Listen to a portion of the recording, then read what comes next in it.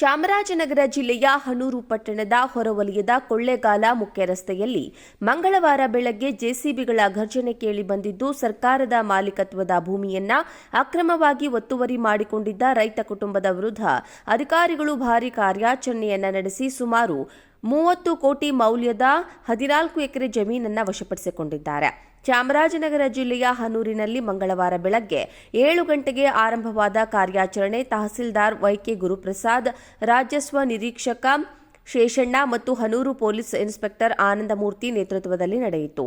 ಈ ವೇಳೆ ಸರ್ವೆ ಸಂಖ್ಯೆ 355/1 5.50 ಎಕರೆ, ಸರ್ವೆ ಸಂಖ್ಯೆ 356/A 5.95 ಎಕರೆ, ಸರ್ವೆ ಸಂಖ್ಯೆ 356/C 2.58 ಎಕರೆ, ಒಟ್ಟಾರೆ 14.03 ಎಕರೆ ಜಾಗವನ್ನ ವಿಶ್ವೇಶ್ವರ ಪ್ರಸಾದ್ ಎಂಬಾತ ತನ್ನ ವಶಕ್ಕೆ ಪಡೆದಿದ್ದಾನೆ ಎಂಬ ಮಾಹಿತಿ ಮೇರೆಗೆ ಅಧಿಕಾರಿಗಳು ಕ್ರಮ ಕೈಗೊಂಡಿದ್ದು, ಸ್ಥಳದಲ್ಲೇ ಜೆಸಿಬಿಗಳ ಮೂಲಕ ಅಕ್ರಮ ನಿರ್ಮಾಣಗಳನ್ನು ತೆರವುಗೊಳಿಸಿದ್ರು.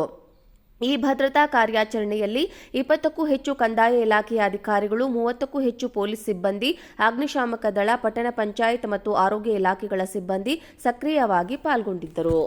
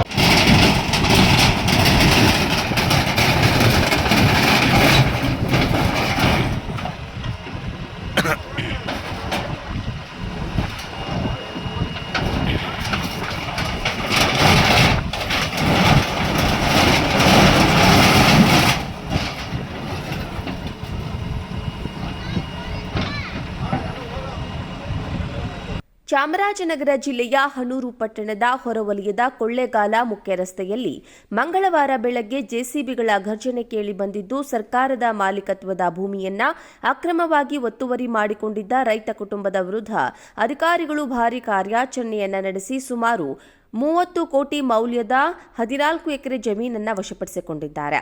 ಚಾಮರಾಜನಗರ ಜಿಲ್ಲೆಯ ಹನೂರಿನಲ್ಲಿ ಮಂಗಳವಾರ ಬೆಳಗ್ಗೆ 7 ಗಂಟೆಗೆ ಆರಂಭವಾದ ಕಾರ್ಯಾಚರಣೆ ತಹಸೀಲ್ದಾರ್ ವೈಕೆ ಗುರುಪ್ರಸಾದ್, ರಾಜಸ್ವ ನಿರೀಕ್ಷಕ ಶೇಷಣ್ಣ ಮತ್ತು ಹನೂರು ಪೊಲೀಸ್ ಇನ್ಸ್ಪೆಕ್ಟರ್ ಆನಂದಮೂರ್ತಿ ನೇತೃತ್ವದಲ್ಲಿ ನಡೆಯಿತು.